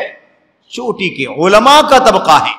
یہ علماء صحابہ ہیں، عمر بن خطاب، عبداللہ بن عمر اور عبداللہ بن عباس، اور ایسے ہی یہ عبداللہ بن مسعود رضی اللہ تعالیٰ عنہ کی بات چل رہی ہے. دیکھا آپ نے عبداللہ بن مسعود رضی اللہ تعالیٰ عنہ کیا فرماتے ہیں، اور یہ بات اکثر و بیشتر آپ کے سامنے آتی بھی رہتی ہے، اس سے پہلے بھی آئی ہے، ہمارے سامنے 155 نمبر پر موجود ہے. ایک بار پھر اسے سرسری طور پر صحیح لیکن پڑھیں. کہتے ہیں ابن مسعود رضی اللہ تعالیٰ عنہ: لا یزال الناس بخیر. صحابہ کا انداز دیکھو، صحابہ کا اسلوب دیکھو. ابھی ہم نے عمر بن خطاب رضی اللہ تعالیٰ عنہ کی بات پڑھی ہے نا. عمر بن خطاب نے کیا کہا تھا؟ صلاح الناس اذا جاء العلم من الکبیر وتاب علیہ الصغیر. لوگوں کی بھلائی کس میں ہے؟ جب علم بڑوں سے آئے اور چھوٹا اس کی پیروی کرے. یہاں بھی دیکھو بھلائی کی بات کر رہے ہیں، وہاں بھی کہا صلاح الناس، لوگوں کی بھلائی. یہاں کہتے ہیں لا یزال الناس بخیر، لوگ ہمیشہ بھلائی میں رہیں گے. لوگ ہمیشہ بھلائی میں رہیں گے. کب تک؟ جب تک علم اپنے اکابر سے لیتے رہیں گے. واہ، ہمارا معیار کتنا اتر گیا میرے بھائی، کتنا معیار اتر گیا. ہم کتنی گراوٹ اور پستی میں چلے گئے. علم کے باب میں، علم، تعلیم، تعلم، سیکھنے، سکھانے، پڑھنے، پڑھانے. میرے بھائیوں، یہ تو اسلام کا، اللہ کے دین کا شعار ہے کہ نہیں؟ اللہ کا دین علم کا دین ہے. قرآن و سنت کا علم یہ بنیاد ہے. یہاں ہوائے نفس، خواہشات، باپ دادوں کا طور طریقہ، پرکھوں کی روایات، اس کا کوئی لینا دینا نہیں ہے میرے بھائی. نہ یہاں اندھی تقلید کا کوئی گزر ہے. اللہ کا دین نام ہے دلائل کا، اللہ کے کلام کے دلائل، اللہ کے نبی صلی اللہ علیہ وسلم کی حدیثوں کے دلائل. اس کا نام ہے دین، اس کا نام ہے دین. اور یہی علم ہے. یہی کیا ہے؟ یہی علم. ان ھذا العلم دین، یہ علم دین ہے. قرآن کا آیتیں دین ہیں، سنت کی حدیثیں دین ہیں، صحابہ کرام کی سیرت کیا ہے؟ دین ہے. ان کے بعد تابعین، تبع تابعین کی سیرت کیا ہے؟ دین کا حصہ ہے. صاف صاف کیا کہا؟ لوگ ہمیشہ بھلائی میں رہیں گے، گھبرانے کی ضرورت نہیں، ہمیشہ بھلائی میں رہو گے. میرے بھائیوں، ما خذ العلم عن اکابرہم، جب تک لوگ علم اپنے سب سے بڑوں سے لیتے رہیں گے. اکابر، اور اس سے پہلے آپ نے سنا اصاغر. اکابر اور اصاغر، یہ اکبر اور اصغر کی جمع ہے. ہم لوگ اذان کے لیے اللہ اکبر، اللہ اکبر، اللہ سب سے بڑا ہے. یہ تفضیل کا صیغہ، اس کو کیا کہتے ہیں؟ تفضیل، یعنی فضیلت میں سب سے اونچا، مقام اور مرتبے میں سب سے اونچا. اللہ کے نبی علیہ الصلوۃ والسلام نے وہاں فرمایا اصاغر، اور یہاں ابن مسعود فرماتے ہیں اکابر. اصاغر کون ہے؟ بدعتی، ہوائے نفس، جاہل، علم سے پہلے فتویٰ دینے والے، یہ سارے لوگ آتے ہیں کس کے اندر؟ اصاغر کے اندر. اکابر ہم نے شروع میں بھی کہا تھا، اکابر وہ ہیں جو اپنے علم سے، اپنی بصیرت سے علوم شریعت کو میرے بھائیوں سیکھ کر کے اپنی زندگی میں نافذ کرنے والے اور دوسروں تک پہنچانے والے. اکابر علم میں بڑے، گہرا علم ہے عقیدے کا، ٹھوس علم ہے منہج کا، گہرا علم ہے فقہ کا، ٹھوس علم ہے سنت کا، علوم سنت کا، اور پھر اس کے بعد امت کے حالات پر گہری نظر. فتنوں کو جانتے ہیں، کون کون سا فتنہ نکل رہا ہے، کون کون سا فتنہ سر اٹھا رہا ہے. اس کے لیے اللہ تبارک و تعالیٰ نے ان اکابر کو علم اور بصیرت سے نوازا ہے. علم اور بصیرت سے میرے بھائی، اسی لیے ہم نے پڑھا ہے، اور آگے بھی بات آئے گی کہ عالم جو ہوتا ہے نا، عالم، بڑا عالم، وہ فتنوں کے آنے سے پہلے اسے بھانپ لیتا ہے. فتنوں کی آمد سے پہلے اس کی بھنک محسوس کرتا ہے اور اس کے خطرے بڑھلاتے ہوئے دیکھتا ہے. اور جاہل جان ہی نہیں پاتا ہے فتنہ کیا ہے، کب آتا ہے. فتنہ آتا ہے، اسے اپنی لپیٹ میں لے لیتا ہے اور رخصت ہو جاتا ہے. تب اسے پتہ چلتا ہے کہ میں تو فتنوں کی زد میں پڑ گیا اور فتنوں کی مار مجھے لگ گئی، اور فتنہ مجھے ایمان، عقیدے، عبادات، معاملات، اخلاق، منہج ہمیں گمراہ کر کے فتنہ چلا گیا. تو اکابر سے علم حاصل کرو. اللہ اکبر، قربان جائیے حضرت عبداللہ بن مسعود رضی اللہ تعالیٰ عنہ کے اس قول پر کہ کہتے ہیں اپنے اکابر سے جب تک امت کے لوگ علم حاصل کریں گے، لا یزال الناس بخیر، ہمیشہ انسانیت بھلائی میں رہے. اب امت کی بات ہوگی کہ پستی کتنی آ گئی. کہتے ہیں سب سے بڑے علماء سے علم حاصل کرو. ہم متوسط سے بھی علم حاصل نہیں کرتے، کم علم سے بھی علم نہیں حاصل کرتے، علماء سے بھی علم حاصل نہیں کرتے، بلکہ ہم نے ایک نیا راستہ پکڑ لیا ہے. کس کا؟ غیر علماء کا، جہلا کا، نیم علماء کا. میرے بھائی اسٹڈی کر لینے والے اور مختصر پڑھ کر کے مساند، درس کے، اسٹیج، ممبران، خطابات کے، یہ پکڑ لیتے ہیں. ایسے لوگوں کو ہم نے کیا کیا ہے؟ ایسے لوگوں کو ہم نے اپنا استاد بنا لیا ہے. اور یہاں صاف کہتے ہیں جب تک استاد بناؤ گے اکابر کو، اکابر سے علم حاصل کرو گے، نمبر 1. نمبر 2، امانت داروں سے علم حاصل کرو گے. امانت داری کو ذرا اچھی طرح سمجھ لیں. امانت داری کسے کہتے ہیں؟ علم ہی کی بات چل رہی ہے. امانت کس کی ہے؟ علم کی امانت کی بات چل رہی ہے. یہاں پر کوئی روپے، پیسے، درہم، دینار کی امانت کا مسئلہ ابھی فی الحال درپیش نہیں. امانت وہ بھی شامل ہے، لیکن امانت میں یہاں کس مسئلے پر بات ہو رہی ہے؟ امانت سے مراد علم کی امانت، منہج کی امانت، سنت کی امانت، راہ حق کی امانت. اور اس میں اگر خیانت ہو گئی تو پھر یاد رکھیں کہ اسے حق نہیں پہنچتا کہ وہ اپنی زبان کھولے اور لوگوں کا معلم اور استاد بننے کی کوشش کرے. امین ہونا چاہیے، عقیدہ وہ بتلائے جو اللہ کے کلام کا، نبی کے سنت کا عقیدہ ہے، جو صحابہ کرام کے منہج کا عقیدہ ہے، وہ عقیدہ امت کو بتلائے۔ تعویل صفات نہ سکھائے، اللہ کے ناموں کی تعویل نہ کرے، اللہ کی صفات کی تعویل نہ کرے کہ یہ علم کیا ہے، یہ جو تعویل کے ساتھ جو باتیں بتلا رہا ہے یہ کیا ہے، یہ امانت داری نہیں ہے، یہ امانت داری نہیں، یہ تو خیانت ہے، خیانت۔ اللہ تبارک و تعالیٰ کے اسماء اور صفات کی تعویل کرنا، اسے اپنی عقل کی لونڈی بنا لینا اور جو سمجھ میں آئے اس کی تعویل کر کے آگے بڑھ جانا۔ میرے بھائی یاد رکھیں کہ کیا کہا، صاف لفظوں میں کہا، اکابرہم و امنائہم، امنا امین ہونا چاہیے، امانت دار، علم کی امانت، فقہ کی امانت، تعلیم کی امانت، تربیت کی امانت، صحیح عقیدہ بتائے، صحیح سنت کا راستہ بتلائے، راہ سلف کی رہنمائی کرے، صحابہ کرام کے مشن کی طرف لے جائے، کسی پارٹی کی طرف، کسی فکر کی طرف، کسی جھنڈے کی طرف، کسی حزب کی طرف نہ لے کر کے جائے۔ میرے بھائی آج بڑے بڑے نام ہیں، کوئی رافضی بنا رہا ہے، کوئی شیعہ بنا رہا ہے، کوئی منکر سنت بنا رہا ہے، کوئی صحابہ کی توہین کرنے والا بنا رہا ہے، کوئی اللہ کے اسماء و صفات کی تعویل کرنے والا بنا رہا ہے، کوئی میں اکثر کہتا ہوں کہ جہاد کے نام پر دنگا فساد کرنے والا بنا رہا ہے۔ میرے بھائی کیا نہیں ہو رہا ہے، کیا نہیں ہو رہا ہے؟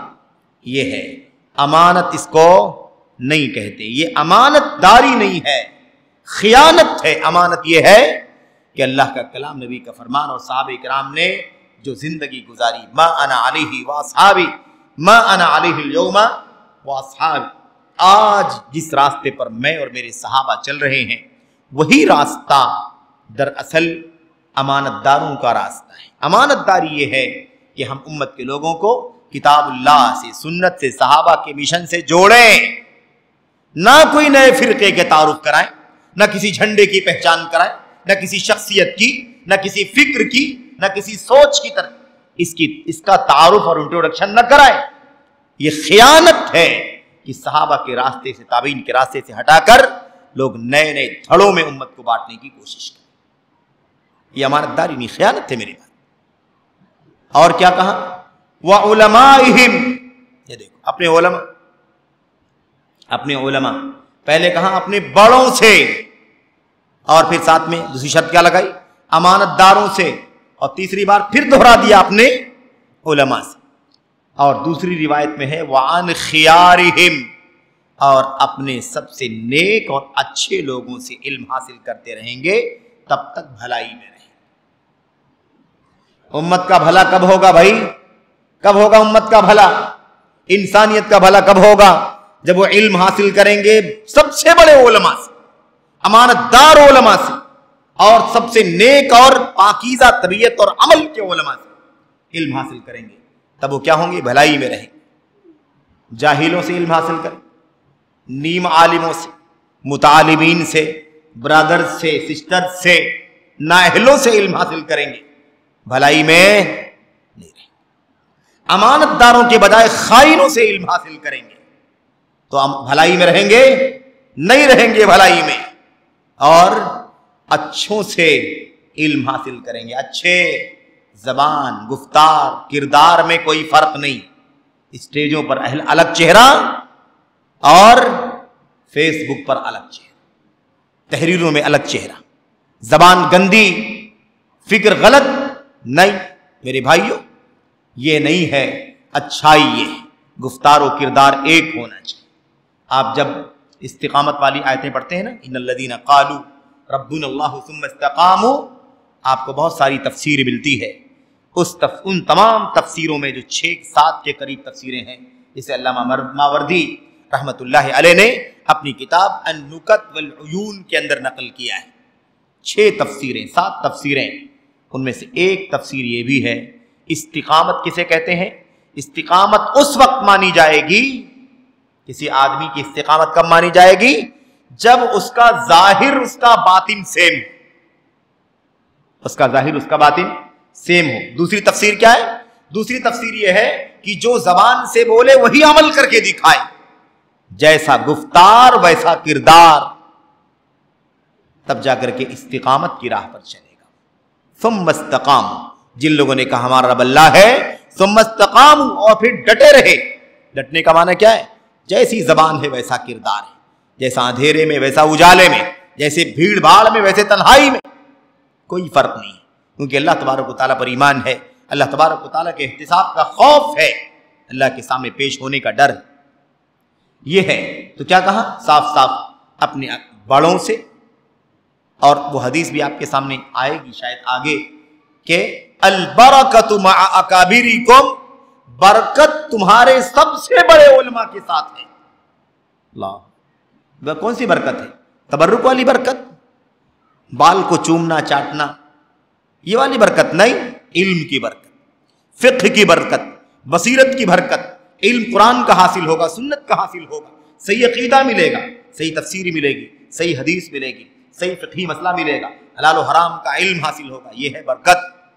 وہ برکت نہیں ہے تبرک والے معنی میں جو لوگ لیتے ہیں میرے بھائیوں، کہ چومنا چاٹنا، پیروں تلے سے مٹی اٹھانا، یہ جو طریقے چلتے ہیں صوفیوں کے یہاں، یہ سب اللہ تبارک و تعالیٰ کے دین میں بدعت کے قبیل سے آتے ہیں۔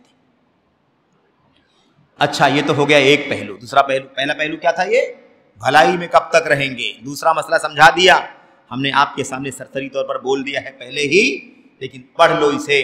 کہتے ہیں وَإِذَا أَخَذُوهُ عَنْ صِغَارِهِمْ وَشِرَارِهِمْ هَلَكُوا، مگر جب لوگ علم اپنے چھوٹوں سے حاصل کریں گے، اپنے چھوٹوں سے علم حاصل کریں۔ اب یہاں آگے لفظ آ گیا کہ نہیں آ گیا؟ ہم نے وہاں بھی ذکر کیا تھا اکابر، اور اس کے پہلے کیا فرمایا اللہ کے نبی نے؟ اصاغر، اکابر اور اصاغر، اور یہاں پر آ گیا، یہاں کیا آ گیا؟ صغارہم، صغار، کبار کے مقابلے میں صغار، اور اکابر کے مقابلے میں اصاغر۔ اللہ، جب اپنے چھوٹوں سے علم حاصل کریں گے اور اپنے بروں سے علم حاصل کریں گے، بروں سے علم حاصل کریں گے، ہلاکو، ہلاک ہو جائیں گے، برباد ہو جائیں گے۔ پہلے کیا کہا تھا؟ بھلائی میں رہیں گے، اور اگر اس راستے پر نہیں چلیں گے چھوٹوں سے۔ اب چھوٹوں کا معنی ہم پڑھ چکے، چھوٹوں کا معنی ہے بدعتی، چھوٹوں کا معنی ہوتا ہے جاہل، کم علم، بے علم، وقت سے پہلے مفتی بن جائے، وقت سے پہلے مدرس بن جائے۔ یہ سب کون ہیں؟ سب کے سب اصاغر ہیں اور صغار ہیں، چھوٹے۔ اور شرارہم، بروں سے علم حاصل کریں گے۔ یہ برائی کون سی ہے؟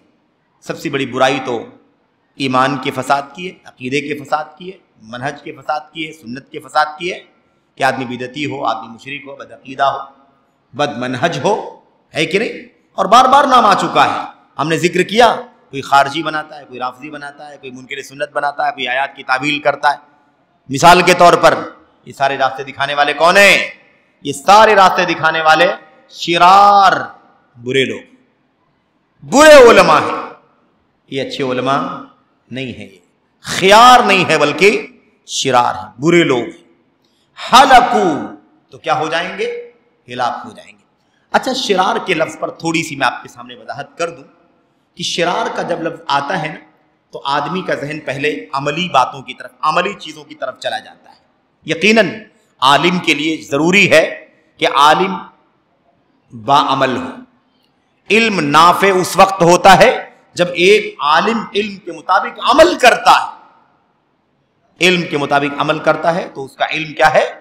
گویا کہ اس کے لیے نافع ہو گیا۔ ہم علم حاصل کرنے عمل نہ کریں تو ہمارا علم نافع، علم نافع یہ ہے کہ علم کے مطابق عمل، اس پر عمل کرنا اس کا نفع ہے۔ علم کے مطابق عمل کرنا کیا ہے؟ اس کا نفع ہے۔ اس سے پہلے بار بار بات آئی ہے کہ امام احمد بن حنبل کہا کرتے تھے کہ العلم ہوا خشیت اللہ، علم اللہ کی خشیت کا نام ہے۔ کیا معنی ہے؟ علم اللہ کے ڈر کا نام ہے۔ یعنی کیا مطلب؟ علم جب آدمی کے پاس آ جائے تو عمل کرے، ڈرے کہ علم آ چکا ہے، عمل نہیں کروں گا تو اللہ کے یہاں عملی منافق مانا جاؤں گا۔ علم کے مطابق کیا کرے گا؟ وہ عمل کرے گا۔ تو یہی ہے علم کے مطابق عمل کرنا، اس کو علم نافع بنا دیتا ہے۔ شرار پر میں آپ سے ذکر کر رہا تھا۔ اس شرار کا مطلب لوگ سمجھتے ہیں صرف کہ وہ آدمی بد زبان نہ ہو، بد کردار نہ ہو، وہ مثال کے طور پر نشے کی چیزیں استعمال نہ کرتا ہو، جیسے کہ آج کل تمباکو، بیڑی، سگریٹ، گوا، گٹکا، نشوار، بھنگ سب استعمال کرتے ہیں جدید۔ مثال کے طور پر آدمی سمجھے کہ ہاں اس سے بچنے والا یہ سب گناہ کے کام نہ کرنے والا، یہ سب کرے گا تو شرار مانا جائے. یہ آدمی سود کا لین دین کرے، رشوت کا لین دین کرے مثال کے طور پر، غیبت کرے، چغلی کرے، جھوٹ بولے مثال کے طور پر، یہ سارے کام کرے گا تو کیا مانا جائے گا؟ شرار. عام طور پر لوگوں کا ذہن کہاں جاتا ہے؟ لوگوں کا ذہن جاتا ہے کہ یہی جو چیزیں ہیں نا، یہی جو عملی گناہ کے کام ہیں، یہی انسان کو شر بنا دیتا ہے. لیکن میں آپ سے اس کے بارے میں تھوڑی سی بات کر کے بات ختم کرنا چاہ رہا ہوں. وہ یہ ہے کہ یہ یقیناً شر ہے، گناہ ہے، معاصی ہیں، منکرات ہیں، لیکن اس سے بڑا شر یہ ہے کہ انسان کا عقیدہ گندا ہو، انسان کا عقیدہ فاسد ہو، انسان کا منہج بگڑا ہوا ہو، انسان سنت کی راہ پر نہ ہو، بدعت کی راہ پر. اور بالمناسبہ یعنی آئی ہے بات تو کہہ دیتا ہوں، اس معنی میں بالمناسبہ اسے کہا جاتا ہے کہ مناسبت آئی ہے تو یہ بات بھی آپ سے عرض کر دیتا ہوں. ابھی کچھ دنوں پہلے، اور اللہ تبارک و تعالیٰ کا فضل، اس کا شکر ہے کہ وہ ناپید ہو گیا. اللہ تبارک و تعالیٰ زیادہ دن انحرافات کو، گمراہیوں کو زیادہ دن لمبی عمر نہیں دیتا. اللہ تبارک و تعالیٰ اسے مٹا دیتا ہے. بندوں کا امتحان ہوتا ہے اور اس کے بعد وہ اپنا وجود کھو دیتا ہے. ایک سیریل چل رہا تھا ارطغرل غازی کے نام سے. ارطغرل غازی کے نام سے. کوئی یہ نہ سمجھے کہ میں اس کا تعارف کرانے کے لیے آیا ہوں، ایک بات بولنے کے لیے آیا ہوں صرف. اور وہ بات یہ ہے کہ اس سیریل کے اندر میں نے نہیں دیکھا، کبھی نہیں دیکھا، اور اللہ تعالی ہم سب کو اس سے بچنے کی توفیق عطا فرمائے، آمین یا رب العالمین. لیکن جن لوگوں نے دیکھا یہ بتایا کہ اس پوری ویڈیو کے اندر ایک دینی رہنما کے طور پر، ایک اسلامی رہنما، اسلامی قائد، عالم، مفتی کی حیثیت سے کس کو دکھایا گیا ہے؟ ابن عربی صوفی ملحد زندیق کو دکھایا گیا. ابن عربی صوفی ملحد زندیق جو بندے اور رب میں کوئی فرق نہیں سمجھتا تھا. العبد رب والرب عبد یا لیت شعری من المکلف. بندہ رب ہے، رب بندہ ہے، سمجھ میں نہیں آتا کہ نماز کون پڑھے، روزہ کون رکھے. استغفر اللہ. دنیا کا روئے زمین کا بدترین شرک یہ کرنے والا، اس کی ترویج کرنے والا. میں عرض کرنا چاہتا ہوں کہ یہ ملحد زندیق اس شخص کو دین کا ایک مرشد، ایک رہنما، ایک پیشوا اور مفتی بنا کر کے پیش کیا گیا تھا. اور مولویوں سے فتوے جب پوچھ رہے تھے ہمارے بھائی، مولویوں سے، مفتیوں سے جن کے نام کے ساتھ پرماننٹ مفتی لگا ہوا ہے، ایسے مفتیوں سے جب سوال کر رہے تھے کیا خیال ہیں، اور اس میں ڈاکٹر لوگ بھی ہیں، انجینئر لوگ بھی ہیں، ان سے بھی لوگ سوالات کر رہے تھے، کیونکہ میڈیا کا دور ہے، جو جتنا مشہور ہو جائے اسے مفتی بنا لیا جاتا ہے. میرے بھائیوں، تو پڑوسی ملک کے مفتی طارق مسعود سے بھی کسی نے پوچھا، اور کسی بریلوی مولوی سے بھی پوچھا، اور ملک ہندوستان کے ڈاکٹر ذاکر نائک سے بھی کسی نے پوچھا کہ یہ جو سیریل چل رہا ہے، شرار پر بات کر رہا ہوں میں، موضوع سے ہٹا نہیں، وہی بات چل رہی ہے، برے علماء سے علم حاصل کریں گے تو ہلاک ہو جائیں گے، ہلاکت کی بات میں کر رہا ہوں. تو لوگوں نے فتوے میں کیا، لوگوں نے پوچھا وہ سیریل چل رہا ہے، اس کو دیکھنے کے بارے میں آپ کا کیا خیال ہے؟ اس کو دیکھنے کے بارے میں آپ کا کیا خیال ہے؟ اس میں یہ ہے، اس میں یہ ہے، اور اسلامی جنگیں ہیں، اور اس کے اندر غزوات ہیں، اور مسلمانوں کی بہادری اور شجاعت کا تذکرہ ہے، اس طرح کی باتیں اس کے اندر ہیں. تو اگر ہم لوگ اس کو دیکھیں تو کیا خیال ہے؟ ان مفتیوں نے اور اس ڈاکٹر نے کیا فتویٰ دیا؟ کم سے کم فلم دیکھنے سے تو بہتر ہے، فلمیں دیکھنے سے تو بہتر ہے. استغفر اللہ. میرے بھائیوں، فلم دیکھنا گناہ ہے. آدمی بے حیائی دیکھے گا، بے پردگی دیکھے گا، گانے سنے گا، زیادہ سے زیادہ گناہ ہے، گناہ صغیرہ ہے، کبیرہ ہے. لیکن صوفی کو، ملحد کو، زندیق کو، صوفیت کو، کفر کو، شرک کو، الحاد کو سنے گا، عقیدہ اور ایمان برباد ہو جائے. لیکن وہ کیا جانے جن کو عقیدے کی بنیادوں کا بھی پتہ نہ ہو، جن کے پاس ایمان کی اساس کا بھی علم نہ ہو، جنہوں نے توحید کا کوئی چھوٹا سا لٹریچر، کوئی پمفلٹ بھی نہ پڑھا ہو، وہ کیا جانیں گے کہ عقیدے کی کیا قیمت ہے؟ میرے بھائیوں، بھلا بتاؤ کہ صوفیت کا انحراف اور ان کا کفر اور ان کا زندقہ اور ان کا الحاد زیادہ خطرناک ہے امت کے لیے کہ امت کے لیے گانے بجانے اور فلمیں زیادہ خطرناک ہیں. یہ گانے بجانے، فلمیں گناہ اور منکرات ہیں، کبیرہ ہیں، لیکن وہ کفر ہے، شرک ہے، الحاد ہے، زندیقیت. انسان دائرہ اسلام سے خارج ہو جائے گا. تو شرار کا معنی کوئی یہ نہ سمجھے کہ فلم دیکھنا شر، جھوٹ بولنا شر، بے حیائی کی باتیں کرنا شر، بالکل شر ہے یہ، لیکن شر کے معاملے میں سب سے اونچی چیز کیا ہے؟ عقیدے کا بگاڑ، کفر سب سے بڑا شر، شرک سب سے بڑا شر، الحاد، زندیقیت، نفاق سب سے بدترین شر۔ میرے بھائیوں یاد رکھیں، تو امت کے حق میں عقیدے کا فساد سب سے زیادہ خطرناک ہے۔ عمل کا گناہ، بدعملی، گانا بجانا، فلمیں وغیرہ یقیناً حرام ہے، کوئی شک نہیں ہے، لیکن یہ کہنا کہ فلم دیکھنے سے تو بہتر ہے، یہ جہالت اور نادانی پر مبنی ہے۔ ان کو شعور نہیں ہے کہ صوفیت کے اندر کس قدر گمراہی ہے۔ یاد رکھیں تصوف کیا ہے؟ ایک مکمل الگ تھلگ دین ہے، ایک الگ راستہ ہے جس کا دین اسلام سے کوئی لینا دینا نہیں ہے، جس کا دین اسلام سے کوئی لینا دینا نہیں ہے۔ میرے بھائیو اس میں کون سا گناہ ہے جو پایا نہیں جاتا؟ اور تو شر کے اندر کیا آتا میرے بھائی؟ شر کے اندر سب سے بڑے گناہوں میں جو کفر ہے، شرک ہے، نفاق ہے، وہ آتا ہے۔ اس کے بعد کبیرہ، پھر صغیرہ، اور پھر اس کے بعد ساری چیزیں اس کے اندر شامل ہوتی ہیں۔ یہ بات یاد رہے، اسی لیے یہ غلط فہمی دور ہونی چاہیے۔ لوگ قبروں پر، مزاروں پر چکر لگا رہے ہیں، لیکن دین قائم کرنے والی جماعتوں کو ان کے عقیدے کی اصلاح کرنے کی فکر نہیں ہے، لیکن تصویروں پر کالک پوتنے اور فلموں کے خلاف محاذ چلانے اور نشہ مکت مہم چلانے کی بڑی فکر ہے۔ میرے بھائیو میں نہیں کہتا نشہ مکت مہم نہ چلائی جائے، لیکن نشہ امت کے لیے جتنا خطرناک ہے اس سے کہیں زیادہ خطرناک، سب سے زیادہ خطرناک امت کے لیے ہے کہ امت شرک اور کفر کی غلاظتوں کے دلدل میں پھنس جائے۔ یہ سب سے بدترین کام ہے میرے بھائیوں۔ تو یاد رہے کہ جب لوگ علم اپنے چھوٹوں سے لیں گے اور اپنی بروں سے لیں گے، شرار سے، برے لوگوں سے لیں گے، ہلاکو تو ہلاک ہو جائے۔ اللہ سے دعا کریں کہ اللہ تبارک و تعالی ہمیں اور آپ کو یہ باتیں سلف امت کے اقوال، آیات، احادیث اور اس کے ساتھ ساتھ سلف امت کے اقوال پڑھنے کی، سمجھنے کی توفیق عطا فرمائے۔ یہ ہم نے حدیث پڑھی ہے، اس کے بعد عمر بن خطاب کے اقوال پڑھے، اب اس ہمارے سامنے عبداللہ بن مسعود کے اقوال کا قول تھا، اس کے آگے ابن عباس رضی اللہ تعالیٰ عنہ کا قول اور دیگر صحابہ تابعین کے اقوال آ رہے ہیں۔ اللہ تبارک و تعالی ہمیں اور آپ کو پڑھنے کی، سمجھنے کی توفیق عطا فرمائے، اور موجودہ حالات کے سنگین فتنوں میں، تباہ کن فتنوں میں ہمیں اور آپ کو سنجیدگی سے ان باتوں پر عمل کرنے کی توفیق عطا فرمائے۔ آمین رب العالمین۔ صلی اللہ وسلم وبارک علی نبینا محمد وعلی آلہ وصحبہ اجمعین۔ السلام علیکم ورحمۃ اللہ وبرکاتہ۔